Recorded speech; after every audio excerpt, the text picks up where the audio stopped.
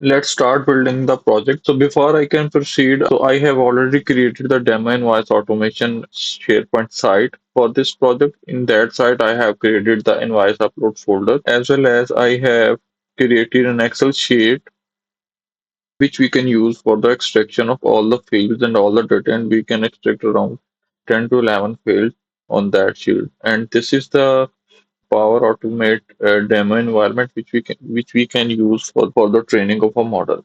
Let's get started. We first need to train a custom AI model for our project.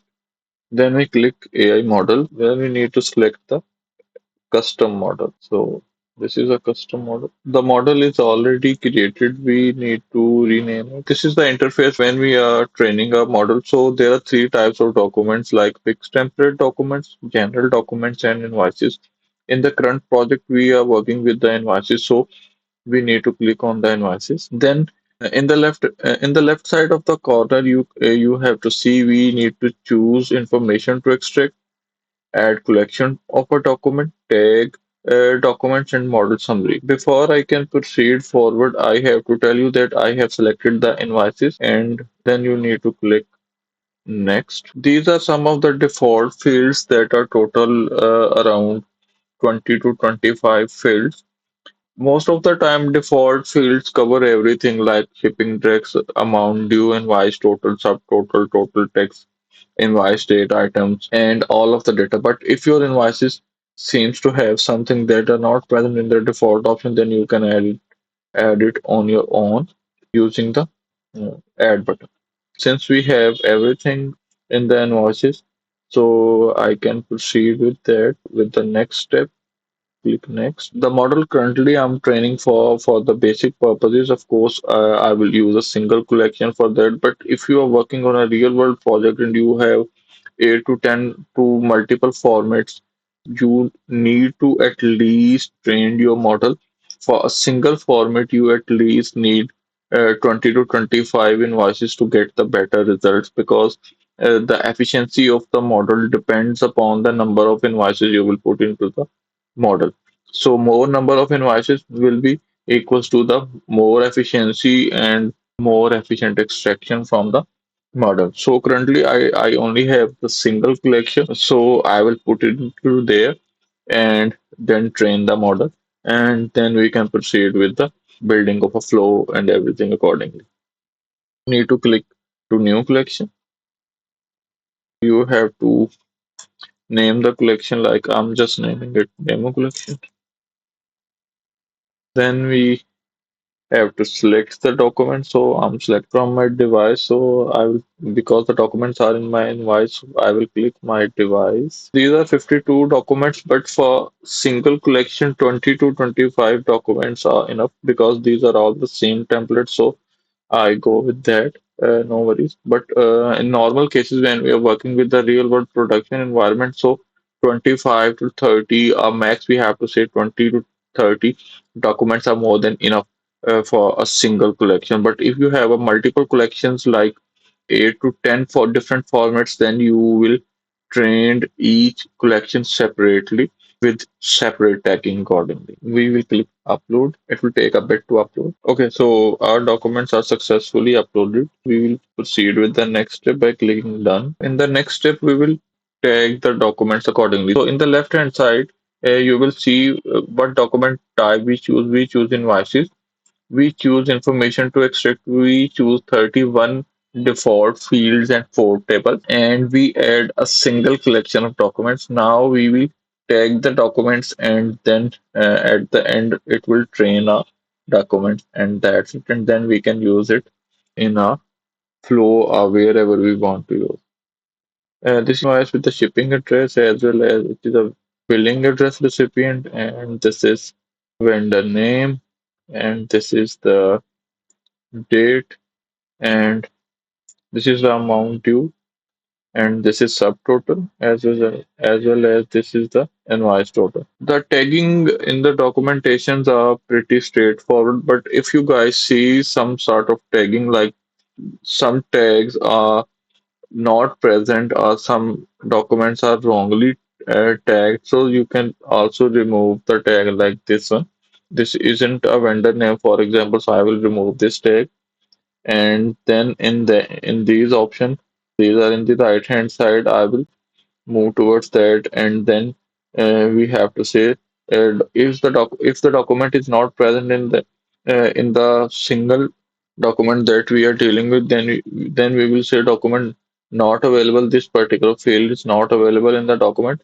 But if it is not available in the collection, when the document is successfully tagged, it will show with the blue tick on that. So in that way, I will train all of my document, and then we will proceed with the next steps to train the model. You will see I have successfully tagged all of our document. You have see in the right hand corner, all of our documents are successfully tagged. We have total 52 invoices and all are tagged successfully. Now we proceed with the next step for the training of model summary, and we will see our result. It will take a little bit time to train the model. Our model is trained successfully and it comes with very good accuracy. It is 99% accuracy because I have used a single uniform format with a large amount of invoices. So if you want to get the best results regarding the training of any sort of documentation, when you are training a custom model, you have to certain things in your mind, like the format. All of the formats are uniform. Like if you have multiple formats like 10 to 15 formats, for each format you have at least 25 to 30 invoices to get the better results. In that way, the overall efficiency of the model improve.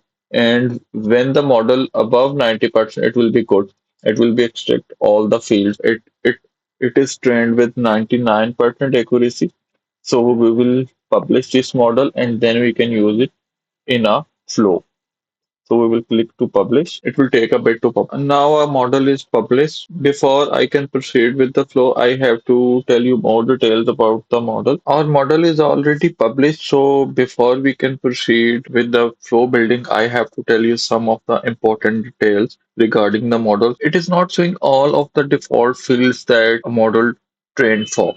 If we go to the more details section, it is showing the model accuracy as well as the number of fields and number of documents that we are used for the training of a model. But it is not showing all of the fields. But is the best way to check whether all of the fields are trained perfectly or not? What we need to do, we need to perform a quick test. In the quick test, it will show us all of the fields. So what we need to do, we just need to put a invoice, a collection on which a model is trained to check the accuracy of the model. So it will take a bit to analyze, and then we will check how we can proceed with that. This is showing all of the fields, so it is showing the accuracy. So every field you have to save showing its accuracy. If any model have the accuracy above 90% or 90, it will most likely it will extract all of the information successfully. This is the way how we can extract, how we can test the model before we can put it into the production, or we need to use it into the flow. Now proceed with the building of a flow. Now our model is trained successfully, so let's proceed with the creation of the final flow to extract the fields and paste on the Excel sheet. So we need to create a new flow. We will go to new flow. We will create an automated cloud flow. You can name it that best suits you. We need to choose a trigger when a file is created. Properties only SharePoint, because currently we are using SharePoint. So this one, this is the best trigger that we have to use. So this one, and then create the flow. Now we need to set it up properties or connection. So we have to choose a site, that is Demo Invoice Automation Hub. This one, Demo Invoice Automation Hub. So we will choose this site, Demo Invoice Automation Library name. Most of the time it will be already pop it up, but if it can't, you need to refresh it or write manually sometimes. After that, I will add a delay, 1 minute delay. Here comes a question why I'm adding a delay. It is crucial one. Why I'm adding a delay there? Because this SharePoint trigger is a very sensitive and precise trigger. It runs every 30 seconds. If we don't add a delay and we will extract the contact get file contacts directly after the trigger, then the get file contact will fail because the file is not created properly. It is a standard practice to add 1 minute or 2 minute delay until the file data properly arrive and then we can extract it accordingly. After that, we will add data file content SharePoint. We need to select the same site and file for the identifier we have to choose from the dynamic content from the trigger identifier. This one. Value that can be used in the field related actions for selecting a file. This one. We need to save the flow. After that, we will select predict our model. In the model, we will choose a model that we recently trained. So demo invoice model, this one is a recent model that we trained. And after selecting the model, we will select document and document type application over PDF. Because currently we are dealing with the PDF, so I just select the PDF. Either when in the complex scenario, we will write the file names accordingly. For the document, we will use this formula. Output get a file content body. I will provide all of the formulas, link, and the complete file within the description, so you can use formulas from them. After the predict, we need to add the parse JSON step. It is the crucial one. For the content, we will use this formula. Output predict body. We need a prediction body output. We will add this formula in the fx part. And for the schema, we will use a sample payload. I will provide that sample payload in the description. This is the sample payload that we will use for the extraction of field. Sample payloads varies from invoices structures to structure, but most of the time it would be somewhat same. When we are dealing with the complex documents or complex formats, it will vary accordingly. After parse JSON, we will add a row into table because we are using Excel, so we will add that step. For the location, we will use a site. We will select our site demo invoice automation hub. For the document library, we will select our library that will automatically pop up. For the file, we will select our file. For the table, we will select our table, invoice table, and then all of the fields that we have in a sheet. So these are all the fields in our Excel sheet. For the invoice ID, we will use the past JSON response v2 predict model labels invoice ID. And if you guys look at the invoice ID, use the names from the past JSON output. So I will provide all of these formulas in the description, but you have to understand one thing, always use the names from the past JSON output instead of your Excel sheet. So otherwise it will be not matching the context and it will throw an error. All the formulas are same, just we need to change a context a bit. This one for the invoice date, this one for the vendor name, for shipping address, I will use this formula for the purchase order. All the formulas are same. I was just changing the name of the field and it will work fine. Here is one important distinction between the items. When we have to extract any items from any of the invoices, we have to understand one thing that the items are live deeper. So what does it mean? Invoices items are not on the upper layer, the data lives deeper.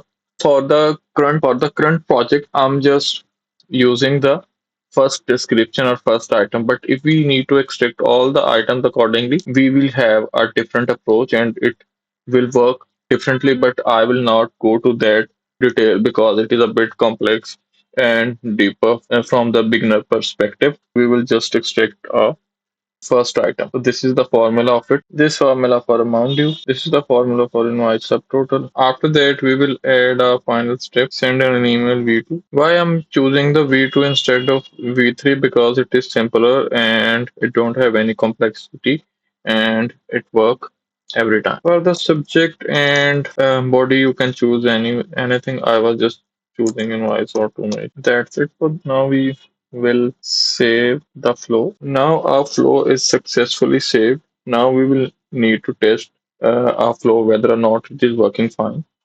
So we will click the test. We will go for manual test.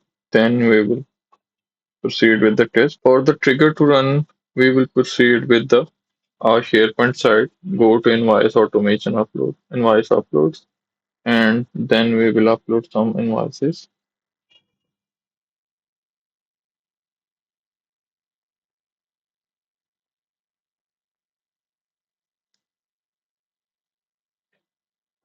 Now the invoice is successfully uploaded. We will wait a bit whether or not our flow work fine. It will take a bit to trigger. Our flow ran successfully. So now we will get a sheet. So it is successfully adds everything you have seen. Invoice ID, invoice date, shipping address, purchase order, items, amount due, and everything. So everything is working fine. Now we check the email. So we already received an email. The invoice processed successfully. In this way, you can create a simple automation, extract a data by using the AI builder. That's it for this video. Hope you guys like this video. If you feel that this video is good, please subscribe to my channel and support to my channel. I have to be very clear that this video is a beginner friendly. If you guys want a separate advanced version of it, including the duplicate detection, error handling, as well as multiple file handling and multiple file format, please let me know in the comment box. Also, if you guys have any issues, you can reach me out with email, as well as if you have any specific question, you can reach me out on other platform. Thank you very much for watching.